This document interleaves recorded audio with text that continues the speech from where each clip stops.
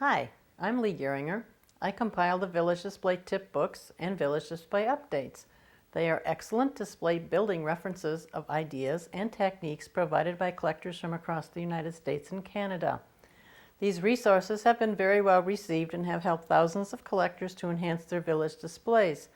As I've traveled to gatherings and met many wonderful collectors, many have also asked for a video format. Well, be careful for what you ask, you may just receive.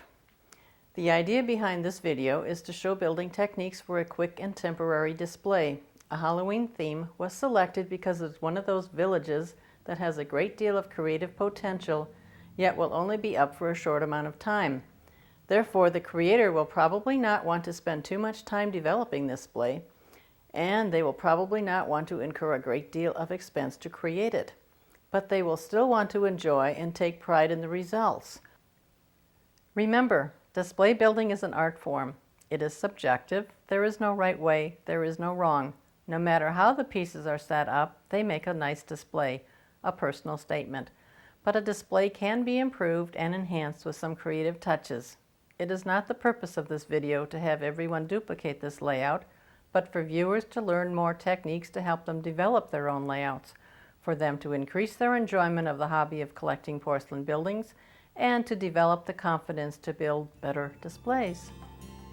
These are the 10 lighted pieces that were chosen for this display. I wanted to limit the size so it was easier for viewers to see the techniques used, but wanted it large enough so that several techniques could be demonstrated.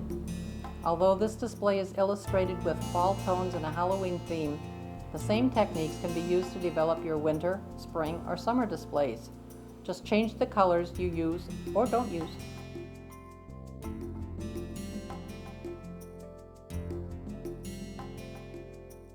Most of the buildings and accessories in this display come from the Snow Village Halloween series, but Dracula's Castle and the Dickens Village Mordecai Mold Undertaker have also been added. Thinking outside the box offers more challenges and sets your village apart from other collectors. First, you have to determine the layout. After selecting your buildings, look at the color, shapes, and sizes. You will want to have them balanced throughout the display. The other consideration is the function of the buildings. The boathouse and lighthouse typically would go together in one part of the display. Similarly, the funhouse and carousel both have entertainment themes. It makes sense to place them close together. Grimsley Manor and Creepy Creek Carriage House complement each other because they are both residential and their coloring is similar. It is a natural duo. The Spooky Farmhouse has similar coloring, but we don't want all the great buildings together. The castle, just by being a castle, belongs high on a hill. The colors are strikingly similar to the carousel. This provides another good color balancing opportunity. They are both attention grabbers, and they have to be separated or the design becomes unbalanced. Thus, we have systematically analyzed each building to give us a general sense of where they should be in relationship to each other. Sheets of 2-inch styrofoam have been stacked to create the higher elevations for the back of the display. The 2-foot by 4-foot sheets are easier to use in smaller displays than the full sheets. Lay a full sheet of styrofoam on the front of the board to determine the approximate size and cut it roughly with a kitchen knife or a hot knife. Once the styrofoam sheets have been placed, work with each building individually to determine the exact height and location it will occupy.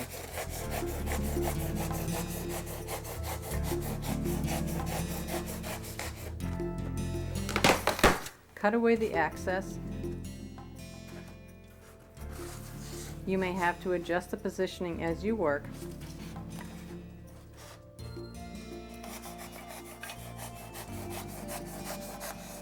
Some areas will have to be cut away so that everything is not on the same height, resulting in a more interesting layout.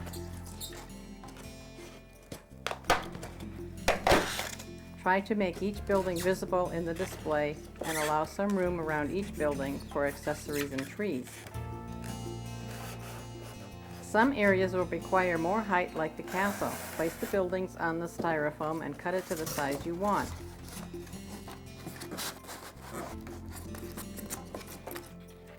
To make the water and cave area, I've used a piece of 1/2 inch styrofoam for the base and cut away part of it to reveal the baseboard. Stack small pieces of styrofoam to form the sides of the cave area to build it up.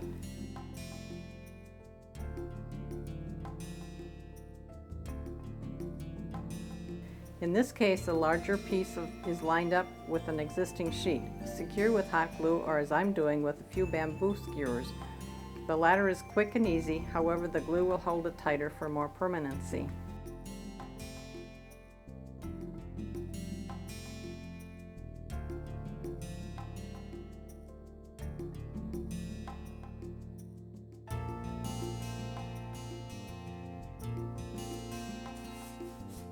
The front areas will attract a lot of attention and should be low. Cut away the styrofoam to accommodate those buildings and save the pieces to use in other parts of the display.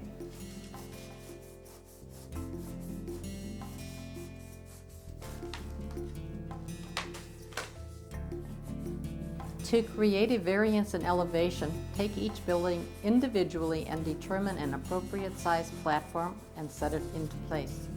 The first one uses 1-inch thick styrofoam. The middle building will sit on a 2-inch piece.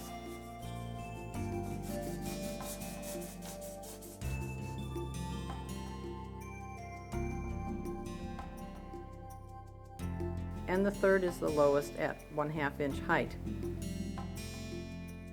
Use all available thicknesses for an interesting and natural flow. Work each building in turn to determine the final layout. Also add any large accessory pieces so you know you have room for them and that they are at the right elevation in relationship to the buildings around them.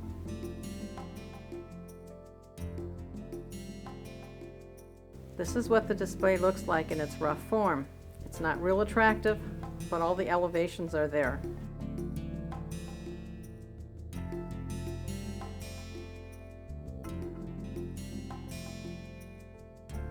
Certain areas have been added to create background features.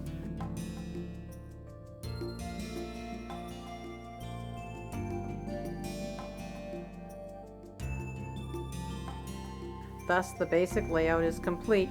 It just needs shaping.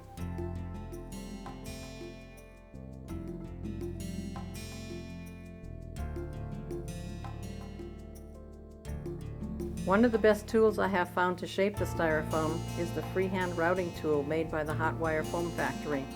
It is very versatile because the wire can be shaped into innumerable shapes, such as the arc you see here into smaller arcs, straightened to create steps, or formed into narrow diameters to make channels for the electrical cords. It makes terrific rock-like images on the edges of the styrofoam or rolling hills. I prefer to start at the higher elevations and work my way to the front. It is non-directional. Work from the top to the bottom, go side by side, or cut upward.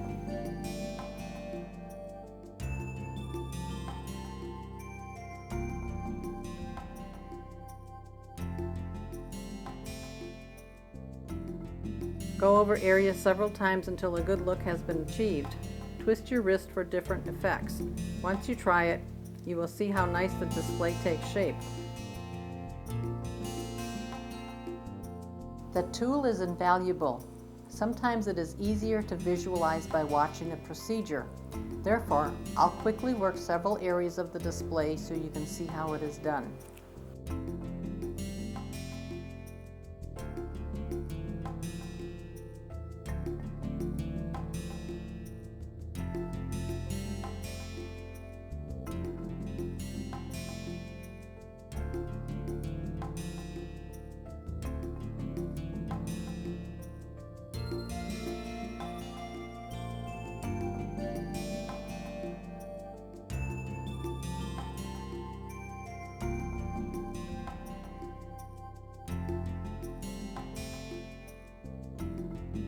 The router plugs into a power supply unit. It has a temperature regulator so that you can control the heat. I like to place it at approximately 12 o'clock for a good melting temperature. It's quick, but it's not too hot.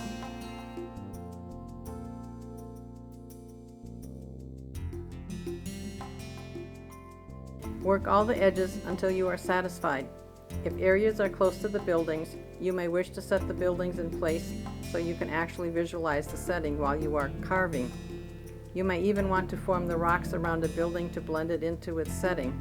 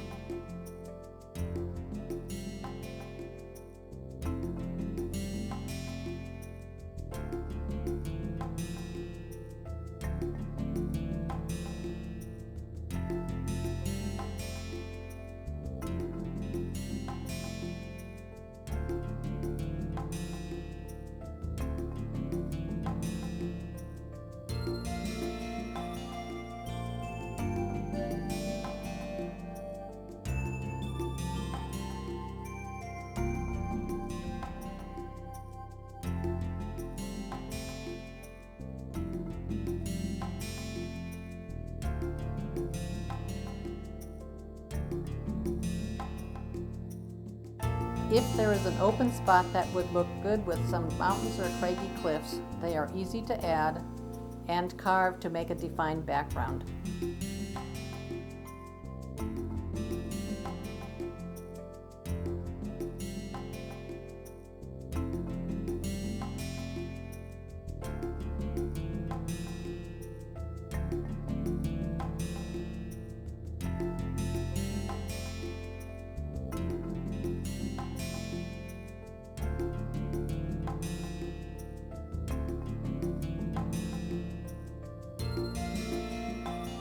On this Halloween display, the chosen color for the rocks is black. I used only 1 can of black floral spray found at a craft store. Being water-based, it will not erode the styrofoam. It is more expensive than acetone sprays you find in paint stores, but it works so much better for this purpose.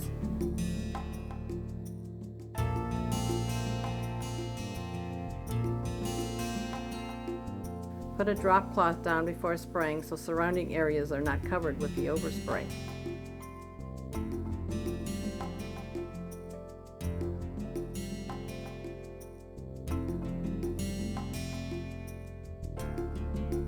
I am not applying a heavy coating of color because I like the richness of the other tones coming through. However, others may want a deeper color for a more somber ambiance. The edges are more important than the flat areas since most of the flat areas will get covered by buildings or other landscaping materials. Later I'll sponge on some other tones of brown and gray to give a more realistic look. For other villages, definitely introduce brown, taupe, or gray hues over the black. The deeper colors applied first will give added depth, dimension, and realism to the rocks, especially important in other villages.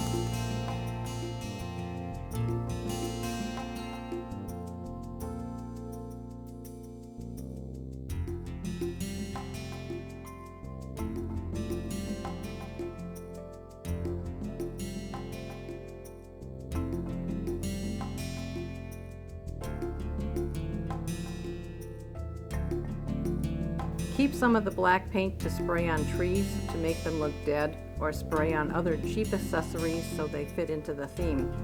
Try not to cover these items completely. It looks more natural if tones of the real item show through.